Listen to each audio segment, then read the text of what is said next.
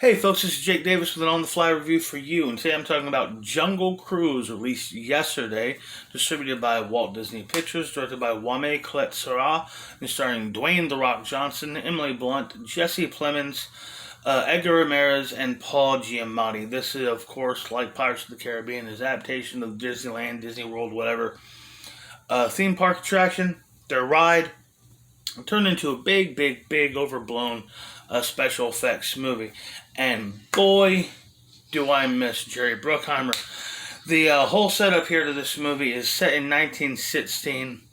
Emily Blunt is Emily Blunt is a scientist with her weasel brother who enlists the help of a hustler guide to go to a remote, dangerous place to unlock and undo an ancient curse. I swear I've seen this movie before, and I'm pretty sure I had fucking Brendan Fraser in it. This movie is just a shameless ripoff of so many other movies, from Pirates of the Caribbean to like I said, The Mummy, to even other rock movies and other films that they've done in just recent years. Like the ancient flower that can give you immortality or a connection to the old world. You mean like in Black Panther? It's just all this kind of bullshit that just you've seen it all before. I hated the characters in this movie.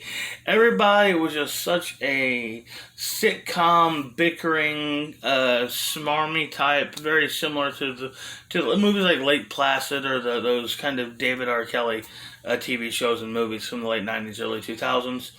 Emily Blunt's character is a total Mary Sue, and that's a phrase I don't really use lightly, because I think that's been a problem that's been long established with action movie heroes, long before they started, upping them up with women unnecessarily. I mean, the Keanu Reeves character in Speed was a Mary Sue.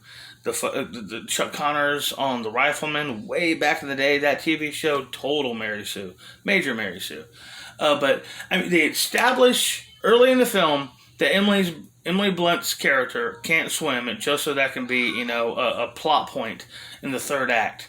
And then, not 10 minutes after this is established, you see this woman who can't swim showing Dwayne "The Rock" Johnson how to fix his boat.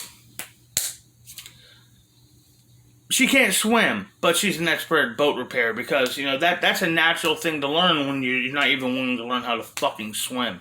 You know what I mean? It was senseless stupidness, but I do think that the charisma and the chemistry of Johnson and Blunt did kind of keep the movie slightly engaging. There was plenty of action sequences to keep you watching, but the CGI and cinematography was so glossy and visually painful. It was an eyesore. This movie got so sick of seeing fake nature and so sick of seeing fake animals. And we have got to stop with this CGI animals in movies, people. You do realize that there's college students out here that think fucking birds are fake?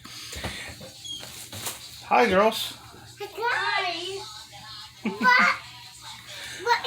Anyhow, I don't know if this movie is 100% digital backlot, but this movie is far too reliant on CGI. I mean, even the clothes look CGI. How do you even pull something like that off? Everything in this movie looked fake, and everything looked like it was covered in saran. You know what I mean? This movie was really bad and very difficult to look at. But like I said, I won't be surprised if Emily Blunt and The Rock are, they're box office draws, they're charismatic, they're talented, they're very attractive. I'm sure they'll bring in some money for this movie.